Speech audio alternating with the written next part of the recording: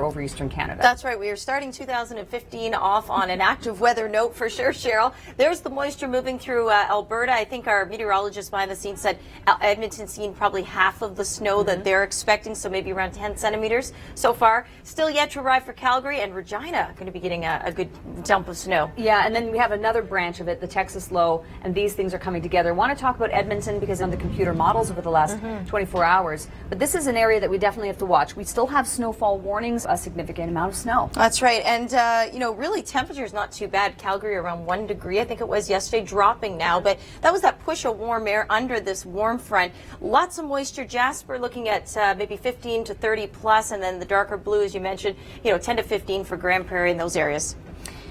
When we talk warnings, those Regina, you're going to end up with a lot of snowfall. When we look at these maps here, you know, 15, 30 centimeters not out of the question as we head into southern Manitoba. And there's been a little bit of discussion about this because Regina, typically with a clipper, wouldn't get a lot of snow. True. You know, it usually races on through and then it picks up when it gets to the Great Lakes. This is a different kind of scenario because, like you said, it sort of intensifies with that Gulf moisture from that Texas low, and that's probably why we're going to get a big dump of snow in that area. Can we just go to North Bay for a moment and take a look at the snowfall? You said, let's just pick up and go to North Bay. Just leave the building here.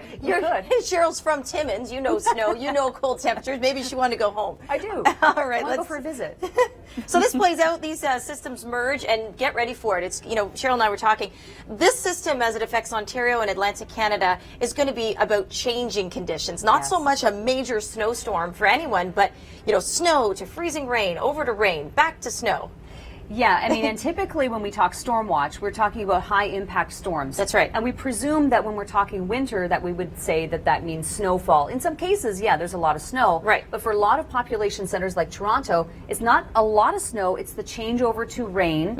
So by the time we're done with this whole system, there likely won't be a lot of snow on the ground, but the changeable temperatures is really, you know, we're talking about possibly even a flash freeze situation. That's right. Behind the low, and then snow squalls is another concern. And I'm glad you brought the snow squalls up because the warnings are still in place.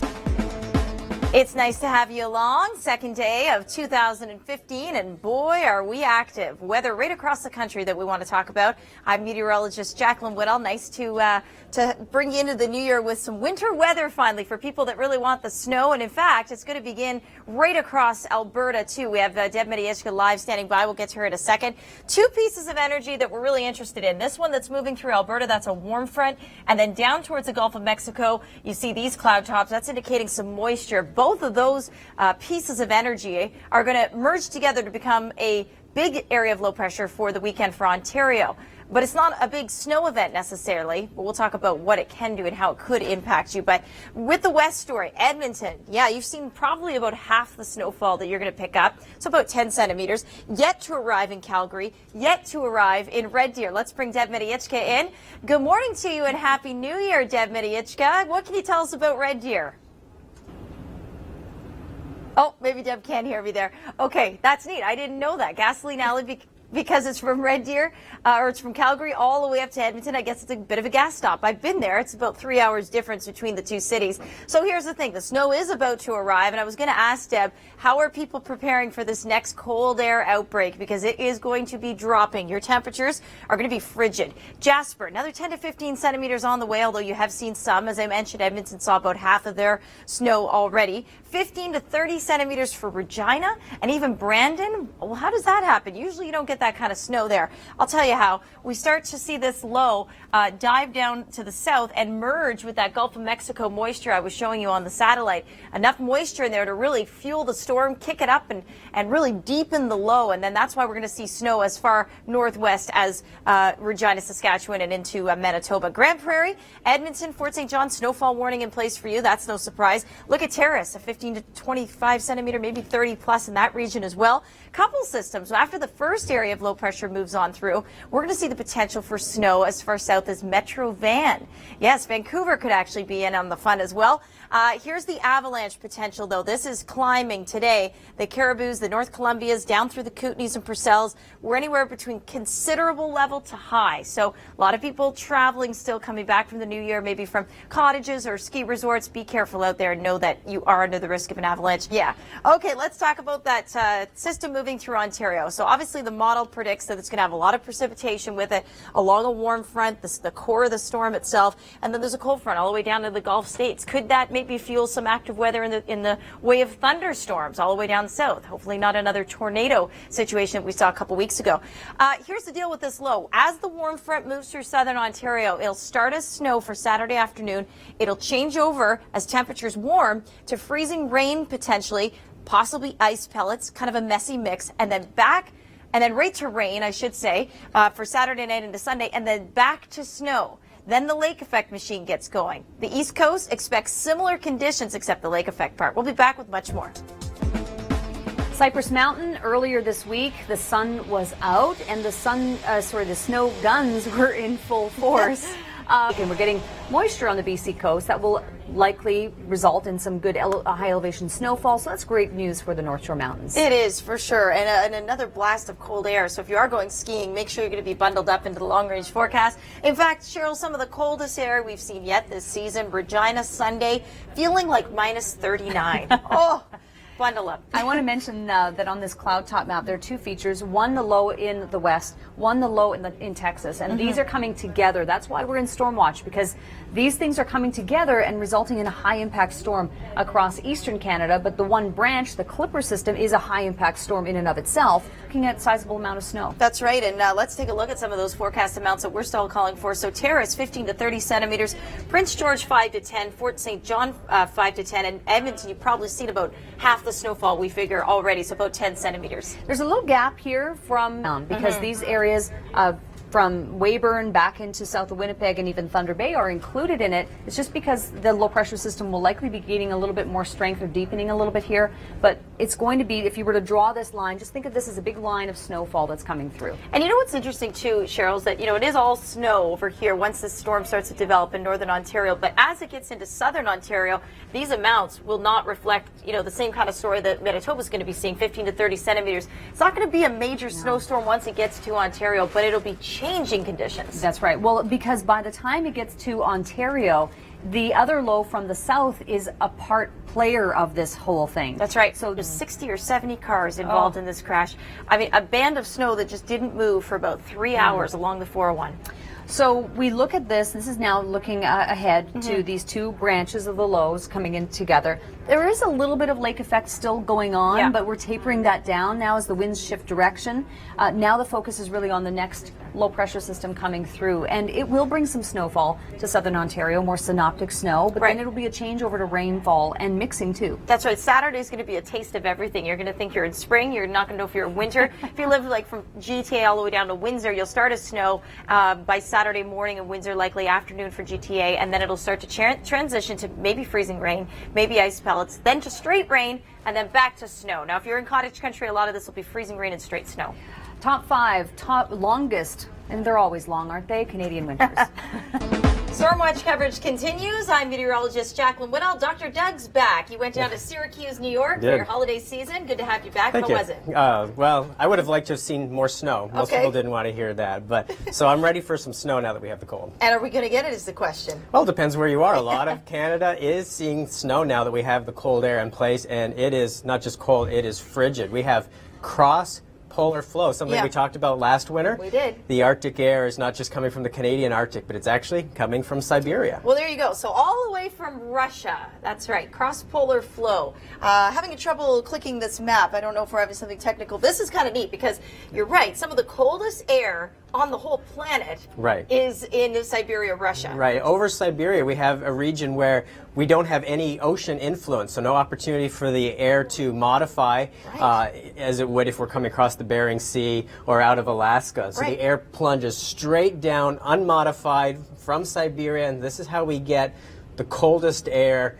Some years we don't even see this. We saw it too often last winter. Yes, we're seeing it again, and several reinforcing shots. We have another shot coming through this weekend and early next week coming down into the Great Lakes, and then another shot the middle of next week. So temperatures will resemble what we saw last winter. I love Dr. Doug's adjectives to describe things.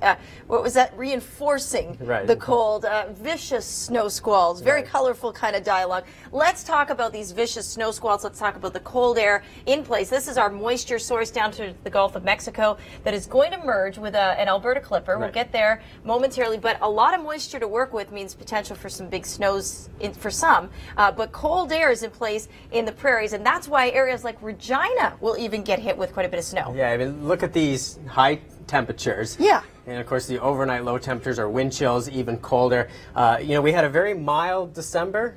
Started cold, ended cold, very mild in between. But now the first couple of weeks of January, certainly colder than we should be this time of year. Well, and you called it, I have to say. A couple weeks back, we were looking at the first week of January. Look at this, minus 27, feeling like minus 39, some of the coldest air yet we've seen this season. All right, so let's talk to the storm that is going to move into Ontario. The big impact with this one, Doug, is really the fact that we're going to see changing conditions. It's not going to be a massive snow event right across the province. Exactly. It's not the snow amount so much as that what snow falls will be in a fairly short period of time, just several hours, with the leading edge of the precipitation. Most places along the 401, over Ottawa, Montreal, Halifax, Fredericton, Charlottetown, all start out with several hours of pretty decent snowfall. Now in southern Ontario, it's a much quicker transition over to ice pellets. And then we'll even have the temperatures hovering near zero for a while Saturday evening. So while not so much concerned about trees and power lines, but travel will be impacted by freezing rain with those ground temperatures right around zero. Temperatures shoot up during the night into Sunday morning. Meanwhile, pre-dawn into Sunday morning, that's the Maritimes' turn. Pretty good burst of snow. Halifax, Fredericton, Moncton, several hours, pretty heavy snow before we see those transitions. I was going to say almost like a wash, rinse, and repeat cycle for the East Coast.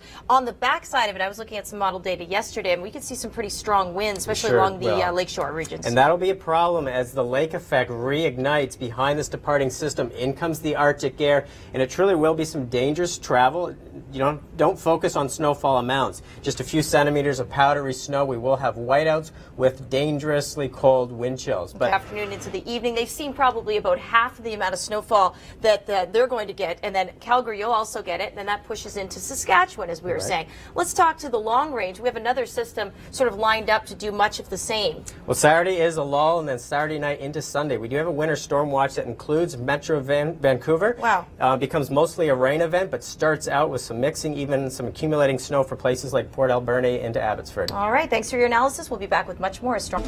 Nice to have you along. Happy New Year to you. Maybe you're taking one last Friday off before you go back to work on Monday. It could be some rough driving conditions for a lot of people through Ontario, Sunday into Monday. That's because the lake effect machine is going to get going again, but not before we actually deal with a big storm through Ontario. We'll talk about that. There's our moisture source building in for the storm down through the Gulf of Mexico. And then through Ontario, we're watching through Alberta, we're watching a stream of moisture that's bringing some snowfall. We're going to get to Deb Mediechka in just a second, but I want to show you the live radar. Edmonton seeing some snow, but the heavier snow down towards the south. In fact, this entire band is starting to shift down toward the south. Red Deer, and I learned earlier, Deb, that you called it Gasoline Alley. That's kind of neat. So a lot of people stop there for gas on the way up to Edmonton or back down to Calgary. Warm, functional, and fashionable, I might say, Deb Mediechka. Thank you very much. All right, we'll talk to her soon. So Jasper, you can see 10 to 15 centimeters of snow. Regina, 15 to 30 centimeters on the way for you, and the cold. It is going to feel like January, that's for sure. I mean, like Deb said, this is the time of year where we expect this, right? Weyburn, now you have a snowfall warning. Melita down through southwestern portions of Manitoba, and then Thunder Bay now snowfall warning. Fort St. John, Grand Prairie, Edmonton, snowfall warnings there. It's active right across the country, as you can see. There's a look at some of the residual snowfall we could still expect for Edmonton, about 5 to 10. A lot of the snow, though, has already fallen. At least half of your event probably is done. Take a look at the avalanche potential as a result of all the changing conditions, the warm temperatures, the cold temperatures, the snowpack becoming unstable. So some high alerts here. All right, let's take you on a little journey and show you what some of the snow looks like. Yeah, love Nuka. We see him a lot on the Weather Network.